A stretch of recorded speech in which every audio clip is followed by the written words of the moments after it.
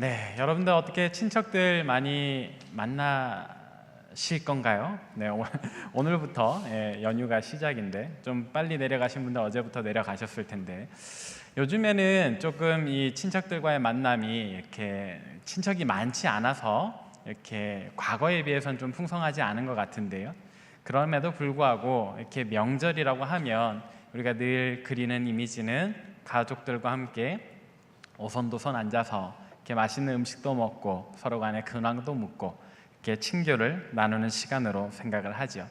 우리나라에도 많은 공휴일들이 있지만 그 중에서도 단연코 최고로 치는 명절이 있다면 아무래도 설날과 추석인 것 같습니다. 이 명절들이 중요한 이유는 이 설날과 추석에는 다른 공휴일일 때는 하지 않는 민족 대이동을 하기 때문이죠. 서울에서부터 부산까지 또는 전주에서 강릉까지 온 나라가 움직입니다. 제가 기억하는 가장 힘들었던 명절이라면 제가 대학교 다닐 때였는데요. 그때 제가 서울에서 포항까지 가는데 고속버스로 13시간 동안 이동한 적이 있습니다. 보통은 한 4시간 20분, 30분 정도 걸리는데 휴게소에 한 번 들리거든요. 근데 그때는 13시간 걸리니까 휴게소를 3번 정도 들렸던 것 같아요. 운전하시던 기사님은 굉장히 괴로워하셨습니다. 그러면서 핸드폰, 무전기 여러 가지를 사용해서 그나마 어느 쪽으로 가면 조금이라도 빨리 갈 수 있는지를 막 열심히 교신하는 그런 기사님의 모습이 기억이 납니다. 사실 13시간이라고 하면 인천공항에서 태평양을 지나 LA로 갈 수 있는 시간인데 그 시간 동안 고속버스 안에서 보냈던 그 기억을 되새겨보면 참 다시 하고 싶지 않은 경험입니다. 근데 우리가 그렇게 오랜 시간을 걸려서 명절에 고향으로 가는 이유는 무엇일까요? 도대체 고향이 우리에게 어떤 의미를 가지고 있기에 우리는 그렇게 힘든 대이동을 1년에 2번씩 하는 것일까요? 사람마다 고향에 관해서 정의하는 내용은 다르겠지만 사전을 찾아보니까 태어나서 자란 곳을 고향이라고 하기도 하고 또 한편으로는 아득한 추억이 깃든 그래서 언젠가 꼭 다시 한 번쯤 돌아가고 싶은 곳을 고향이라고 하더라고요. 여러분들의 고향은 어디입니까? 청주에서 태어나고 쭉 자라오셨습니까? 아니면 여러분들도 이렇게 돌아가고 싶은 고향이 따로 있으십니까? 오늘 성경에 보니까는요, 오늘 본문에서도 이 고향에 관련된 이야기를 하고 있는데 특별히 오늘 본문에서는 이 육신의 고향 외에 또 다른 한 고향을 우리에게 알려줍니다. 오늘 본문은 고향을 언젠가 꼭 돌아가야 하는 곳이라고 정의할 때 우리가 육신을 이 땅에 묻은 뒤에 우리의 영혼이 우리의 본질이 돌아가야 할 곳이 있다. 그리고 그것은 바로 우리 하나님 나라다. 그렇게 우리가 살아가는 이 땅에서의 삶은 나그네요 또 외국인과 같은 삶이다 라고 우리에게 전해줍니다. 오늘 본문 말씀이 전하는 본향, 우리 육신의 고향 말고 우리 영혼이 찾아가야 하는 그 고향은 어디인가? 본문 말씀 다시 한 번 더 읽어보도록 하겠습니다. 오늘 본문 16절 말씀입니다. 함께 읽겠습니다. 시작. 그들이 이제는 더 나은 본향을 사모하니 곧 하늘에 있는 것이라. 이러므로 하나님이 그들의 하나님이라 일컬음 받으심을 부끄러워하지 아니하시고 그들을 위하여 한 성을 예비하셨느니라. 아멘. 여기서 말하는 그들은 히브리서 11장 전체에 걸쳐 언급되는 믿음의 조상들을 이야기를 합니다. 아벨로부터 시작해서 노아, 또 아브라함, 이삭과 야곱, 모세, 그리고 또 다윗을 걸쳐서 이 히브리서가 쓰여질 당시에 유대인들에 이르기까지 믿음을 가지고 하나님 나라를 꿈꾸며 살았던 사람들을 의미합니다. 이들이 우리에게 전해주는 교훈은 무엇인가? 그들 스스로의 삶을 이들은 뭐라고 불렀다고요? 나그네요 이방인 된 삶을 산다. 왜냐하면 우리는 이 땅에서 언제까지고 머물 것이 아니라 우리가 왔던 곳, 우리 영혼이 왔던 곳, 바로 하나님 나라로 돌아가야 하기 때문에 이 땅에서의 삶을 나그네요 외국인으로서의 삶이라고 표현을 하는 거죠. 우리가 이 히브리서 11장에 나오는 믿음의 조상들 중에 한 두 사람의 이야기를 조금 더 자세히 살펴보고자 합니다. 첫 번째는 아브라함입니다. 우리가 잘 알고 있다시피 아브라함은 믿음의 조상인데 그의 고향은 갈대아라는 땅의 우르라고 하는 도시입니다. 그곳에서 아브라함은 아버지와 또 친척들과 함께 살고 있었지요. 그러다가 어느 날 아버지와 함께 이 고향을 떠납니다. 그리고 그 여정 중에 아버지가 먼저 그 육신의 생명이 다해서 죽고 이제 하나님의 명령을 받아 하나님의 약속을 받아서 아브라함은 고향 땅으로 돌아가지 않고 하나님께서 지시하시는 보여주시는 새로운 언약의 땅으로 나아가죠. 근데 이 여정 중에서 아브라함은 굉장히 먼 거리를 이동했는데 아브라함이 돌아다녔던 그 길은 어떤 길이었을까를 추적해 보니까 학자들이 생각할 때 아브라함은 아무도 없는 그런 산골로 다닌 것이 아니라 오늘날로 치면 뉴욕, LA, 파리와 같은 그때 당시의 대도시들을 지나갔을 것이다 라고 생각을 합니다. 그 중에는 소돔과 고모라라고 하는 도시도 포함되어 있었을 텐데요. 여러분들 한번 그려보십시오. 그 뉴욕의 높은 빌딩, 그 프랑스 파리의 그 풍경들, 그 이런저런 향락들을 아브라함이 지나가고 있다. 아브라함은 꽤나 부자였습니다. 물론 하나님께서 복을 주셔서 그가 날이 가면 갈수록 더 큰 부자가 되어 갔는데 아브라함은 아마도 시작 때부터 이 부자의 이 집안에서 시작을 했을 겁니다. 그런 부자가 어느 도시에 간다. 그러면 이 아브라함의 환심을 사서 아브라함과 친해지려고 하는 그 향락의 도시들의 지주들이 있었겠지요. 그들이 참 좋은 것, 얼마나 대단하고 좋은 것으로 아브라함과 친해지려 했겠습니까? 근데 아브라함은 어느 한 도시에서도 자기 발걸음을 멈추지 않습니다. 자기 앞에 차려졌을 그 많은 음식들, 좋은 대접들을 뒤로 하고 아브라함은 끝끝내 하나님께서 인도하시는 곳으로 나아갑니다. 근데 특이한 점은 하나님께서 인도하신 그곳이 어느 곳이냐? 성경에 보면 헤브론이라고 하는 곳에 마므레라고 하는 동네가 있는데 거기에 있는 한 상수리 나무 아래를 보여주십니다. 다시 이야기를 하면 엄청난 대도시와 그 향락들을 뒤로하고 아브라함이 도착한 곳은 아무것도 없는 허허벌판에 단지 나무 한 그루 있는 그런 곳이다. 아브라함은 거기에 도착해서 어떤 반응을 보이는가?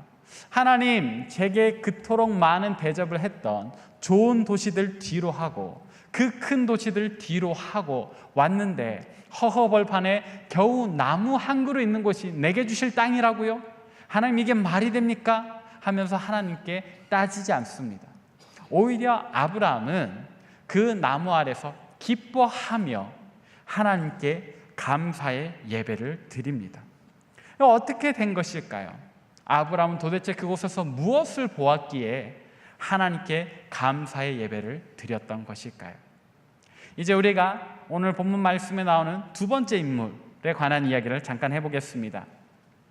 두 번째 인물은 바로 모세입니다. 모세는 어디에서 태어났습니까? 애굽에서 태어났습니다.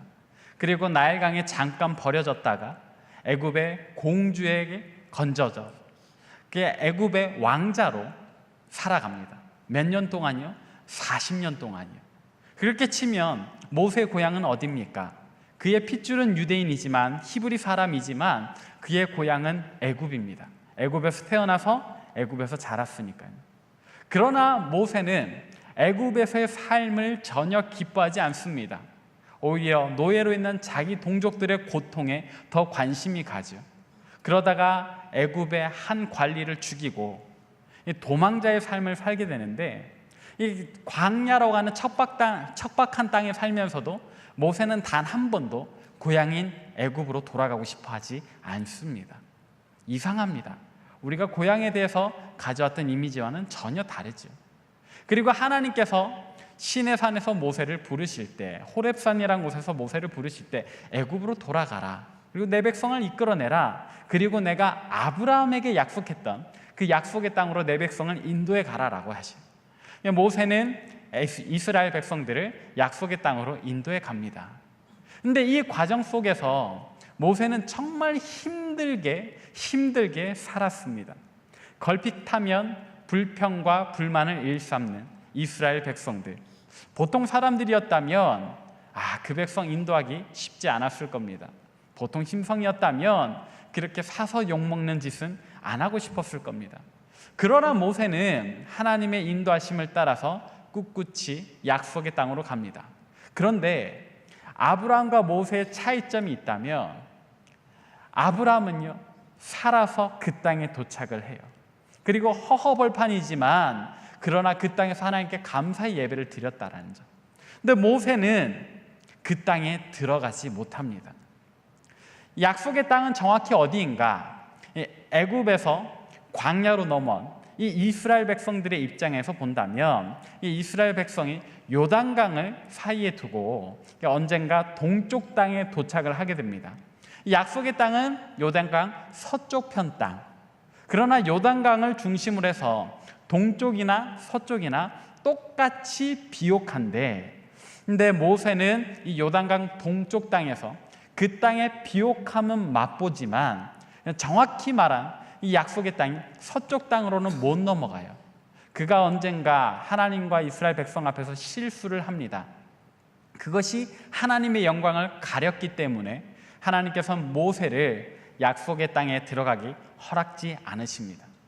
이제 그가 나이 들어 아직 기력은 충만하나 하나님께서 정하신 생명의 끝에 다다랐을 때 하나님께서는 모세를 느보산이라는 곳에 올라가게 하시죠. 그 땅 꼭대기에서 요단강 건너편을 보게 하십니다. 네가 인도해온 이 백성이 들어갈 땅이 저기다. 너는 들어가지 못한다. 다만 눈으로는 보게 해줄게.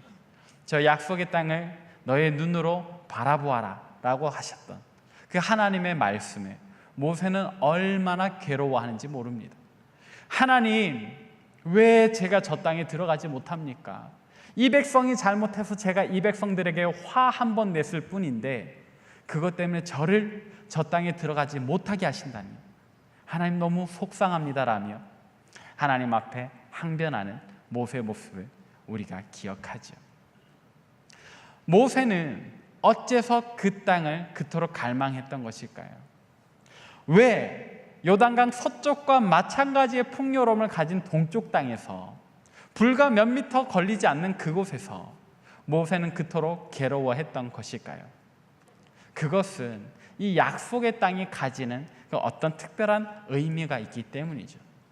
도대체 그 땅에 어떤 의미가 있기에 아브라함은 아무것도 없는 그 땅에서도 하나님께 감사의 예배를 드렸는지, 또 그 땅에 어떤 의미가 있기에 모세는 눈앞에서 그 땅을 바라만 보는 것으로 그토록 괴로워했던 것일까요? 오늘 본문 말씀이 이야기하기를 이 약속의 땅은 우리에게 어떤 모형이 되는 겁니다.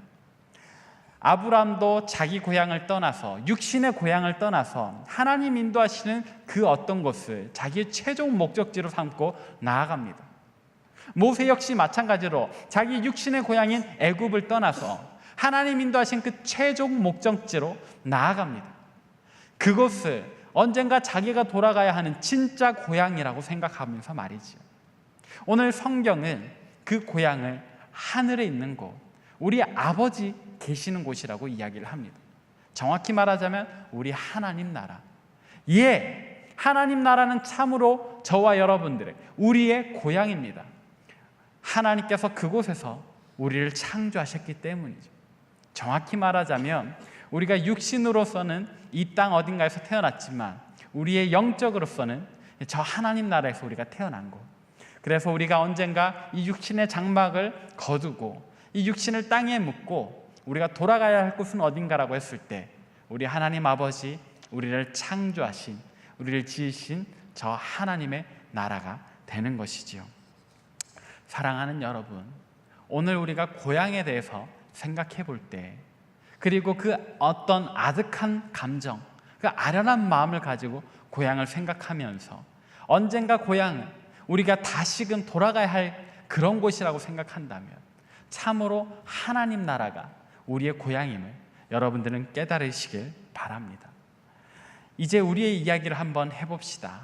아브라함은 하나님 나라를 바라며 그 모든 유혹의 땅을 기꺼이 지나왔습니다. 뒤로 하고 지나왔습니다. 모세도 그 하나님 나라를 자기가 가야 하는 고향으로 생각하며 본향으로 생각하며 그 모든 시험과 괴로움의 땅을 지나왔습니다. 그리고 마지막에 그 앞에서 통곡했습니다. 하나님, 내게도 그 땅을 주십시오. 하나님, 나도 그 땅에 들어가게 해주십시오라고 말이죠. 오늘 우리는 무엇을 바라며 살고 있습니까? 오늘 저와 여러분들의 그 눈은 무엇을 꿈꾸며 살아가고 있는 겁니까? 이 땅에서의 풍요로움입니까? 이 땅에서 조금 더 많은 금전적인 어떤 이득을 바라며 또 우리가 조금 더 많은 어떤 대단한 직장에 들어가서 남들에게 자랑하기를 원하며 그렇게 살고 있습니까? 만약에 그렇다면 마치 아브라함이 자기가 떠나왔던 갈대아 우르로 돌아가는 것 같은 상황이 되는 거죠. 마치 모세가 애굽으로 다시 돌아가자, 그래 우리가 돌아가자 하는 그런 상황이 되어버리는 겁니다. 우리가 정말로 아브라함을 우리 믿음의 조상으로 여긴다면, 우리가 정말로 모세를 우리 믿음의 선배로 생각한다면, 그래서 오늘 이 말씀을 하나님께서 나에게 주시는 말씀이라고 여긴다면, 우리가 이 땅에서의 어떤 눈에 보이는 남들에게 자랑하고자 하는 그런 성공을 바랄 것이 아니라 이 땅에서의 삶을 결국 여정으로 보고 나그네요 외국인으로서의 삶으로 보고 우리가 돌아갈 하나님 나라에 이르는 그것을 우리의 최종 목적지로 삼아야 하지 않을까요? 우리가 하나님 나라에 이르는 그것을 우리 인생의 목적으로 여기고 하나님 나라를 우리의 본향으로 여긴다면, 그래서 정말로 이 땅에서의 삶을 나그네와 외국인으로서의 삶으로 여긴다면, 이 땅에서 우리가 누릴 연봉이 조금 작으면 어떻습니까? 우리가 다니는 직장의 이름이 조금 낮으면 어떻습니까? 다만 우리는 이 땅을 거쳐갈 뿐인데 말이죠. 오히려 우리는 하나님 나라의 백성으로서 정말로 하나님의 자녀로서 나의 삶이 어떠한가, 정말로 언젠가 우리가 본향으로 나아갔을 때 하나님 넓게 두 팔 벌려 우리를 환영하실 그런 모습으로 우리가 잘 살고 있는지를 생각해 보아야 하겠습니다. 물론 이 땅에서 우리가 조금 더 많은 것들을 누리면 좋겠지요. 그러나 이런 비유가 우리에게 참 좋은 비유라고 할 수 있겠는데, 여러분들이 어디 출장 갔다가 돌아오는 길에 호텔에 잠깐 머문다고 생각해 봅시다. 비싸고 좋은 잘 꾸며놓은 호텔이면 우리의 기분도 참 좋겠지요. 그리고 거기에서 우리가 어떤 피곤함도 이렇게 잘 풀 수 있을 겁니다. 그러나 여러분 생각하십시오. 호텔은 그저 하룻밤 묵어가는 곳일 뿐입니다. 거기서 영원히 지낼 수는 없습니다. 시간이 되면 짐을 싸서 체크아웃하고 나가야 하지요. 이 땅에서의 우리 삶이 그런 겁니다. 여기가 아무리 좋아도, 여러분들이 혹 수억 원대의 연봉을 받는다 할지라도 언젠가 하나님께서 정하신 때가 되면 우리는 육신의 짐을 다 내려놓고 이 육신의 장막에서 체크아웃해야 합니다. 그리고 우리가 갈 곳은 하나님 나라. 그렇다면 우리가 무엇을 바라며 살 것인지는 자명한 일이지요. 이 땅에서 잠깐 머무르는 그 호텔과 같은 우리 삶을 위해서 여러분들은 아등바등 하실 것입니까? 아니면 잠깐 머물다 갈 이 호텔에서의 삶은 가볍게 즐기고 우리가 언젠가 돌아갈 우리의 집, 그 평온한 고향, 우리 하나님 나라를 생각하며 사시겠습니까? 오늘 말씀은 우리에게 참으로 중요한 것을 일깨워 주지요. 그러나 우리 가운데 아직 하나님 나라를 본 적도 없고 그곳에 어떤 이야기를 확신할 수 없는데 어떻게 그 나라를 위해서 살 수 있을까요? 라고 이야기하는 분들이 계신다면 오늘 본문에 이 히브리서 11장의 첫 두 구절이 우리에게 중요한 함의를 알려줍니다. 우리 같이 한번 읽어보도록 하겠습니다. 히브리서 11장 1절과 2절입니다. 함께 읽습니다. 시작. 믿음은 바라는 것들의 실상이요 보이지 않는 것들의 증거니 선진들이 이로써 증거를 얻었느니라. 아멘. 예, 우리 믿음의 조상들도 살아있는 동안에는 이 육신을 입고 살아있는 동안에는 하나님 나라를 보지 못했어요. 아까 아브라함이 마지막에 도착한 곳이 어디라고 그랬죠? 헤브론 마물의 상수리 나무 아래 허허벌판에 겨우 나무 한 그루 있는 그곳, 아무것도 없는, 육신으로는 아무것도 볼 것 없는 거기에서 아브라함은 믿음으로 하나님 나라를 보는 겁니다. 그리고 그 하나님 나라를 보고 감격해서 하나님께 감사의 예물을 드리는 거죠. 모세 역시 마찬가지입니다. 그가 느보산에 올라서 바라보는 요단강 서쪽 땅은 어떤 땅이냐? 아직 가나안 족속이 지배하고 있는, 그래서 들어가서 정말 피 흘리는 전투를 해야 되는 그런 땅인 거예요. 그럼에도 불구하고 모세는 믿음으로 보고 있는 겁니다. 저 땅에서 이 백성이 누릴 하나님 나라를 보고 있는 거예요. 그 땅을 믿음으로 보니까 더 아쉬운 거예요. 나도 그 땅에서 하나님 나라의 기쁨을 누리고 싶다라고 몇 번이고 이야기를 하는 거예요. 오늘 우리도 마찬가지여야 합니다. 당장 우리 삶에 하나님 나라가 보이지 않고 들리지 않아도 믿음으로 그 땅을 꿈꾸며 나아가야 하는 겁니다. 이런 마음을 담은 노래가 하나 있는데 우리 그 노래의 가사를 한번 보도록 하죠. 하늘소망이라는 노래입니다. 제가 읽어보도록 하겠습니다. 나 지금은 비록 땅을 벗하고 살지라도 내 영혼 저 하늘을 디디며 사네. 내 주님 계신 눈물 없는 곳 저 하늘에 숨겨둔 내 소망 있네. 보고픈 얼굴들, 그리운 이름들 많이 생각나 때론 가슴 터지도록 기다려지는 곳, 내 아버지 넓은 품 날 맞으시는 저 하늘에 쌓아둔 내 소망 있네. 주님 그 나라에 이를 때까지 순례의 걸음 멈추지 않으리. 어떤 시련이 와도 난 두렵지 않네. 주와 함께 걷는 이 길에. 저 찬양의 가사 첫 구절을 보십시오. 나 지금은 땅을 벗하며 살지라도 내 영혼은 어디를 디디며 산다고요? 저 하늘을 디디며 산다고요. 비록 지금은 나그네 같은 이 땅에서 살지만 그러나 언젠가 내가 저 하늘에 갈 것이기 때문에 내 마음은, 내 믿음은 저 하늘을 디디며 산다고요. 그리고 그 하늘은 어떤 곳입니까? 내 아버지께서 넓은 품으로 우리를 맞이해 주시는 그런 곳, 그래서 우리의 소망이 되는 곳이다라는 거죠. 그 다음 소절 밑에서 두 번째 줄, 주님 그 나라에 이를 때까지 무슨 길을요? 순례의 걸음 멈추지 않겠다. 우리가 이 땅에서 살아가는 이 인생은 하나님 나라를 향해 가는 순례의 걸음, 순례의 여정길입니다. 이 순례의 여정길에 여러분들 어떤 시련을 당하든지 어떤 유혹을 만나든지 넘어지지 마시길 바랍니다. 오직 하나님 나라를 바라며 하늘 소망을 꿈꾸며 이 믿음의 걸음, 순례의 걸음을 바로 걸어가는 저와 여러분 되시길 바랍니다. 주님의 은혜를 감사합니다.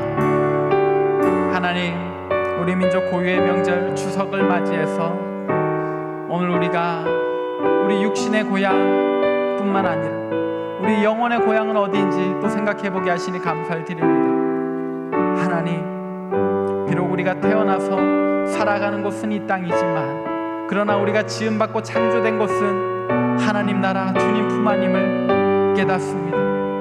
하나님, 그렇기 때문에 우리가 이 땅에서 나그네와 외국인인데 아등바등 썩어 없어질 것들을 위하여 살지 않게 도와주시고 오직 우리의 본향 하나님 나라를 생각하며 하늘의 소망을 품고 살아가는 주님의 백성들 되게 하여 주옵소서. 하나님, 그것을 위해서 아버지, 이 땅에서 조금 부족하게 살아도 또 조금 낮은 곳에서 살더라도 그것으로 힘겨워하거나 하나님 원망하지 않게 도와주시고 오직 주님 그 넓은 품을 기대하며 소망하며 오직 하나님만 바라며 살아가게 하여 주옵소서.